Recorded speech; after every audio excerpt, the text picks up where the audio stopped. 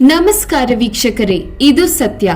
ಕೇರಳದ ನ್ಯಾಯಾಲಯವು 24 ವರ್ಷದ ಗ್ರೀಷ್ಮಾಗೆ ತನ್ನ ಪ್ರೇಮಿ ಶಾರೋನ್ ರಾಜ್ನನ್ನು 2022ರ ಅಕ್ಟೋಬರ್ನಲ್ಲಿ ಪೂರ್ವಯೋಜಿತ ಕೊಲೆ ಮಾಡಿದ ಪ್ರಕರಣಕ್ಕೆ ಮರಣದಂಡನೆ ವಿಧಿಸಿದೆ. ಗ್ರೀಷ್ಮಾ ಶಾರೋನ್ಗೆ ವಿಷಪೂರಿತ ಸಸ್ಯನಾಶಕವಾದ ಪ್ಯಾರಾಕ್ವೇಟ್ ಬೆರೆಸಿದ ಆಯುರ್ವೇದ ಪಾನೀಯವನ್ನು ನೀಡುವ ಮೂಲಕ ಬಹು ಅಂಗ ವೈಫಲ್ಯದಿಂದ ಸಾಯುವಂತೆ ಕೊಲೆ ಮಾಡಿದ್ದಾಳೆ.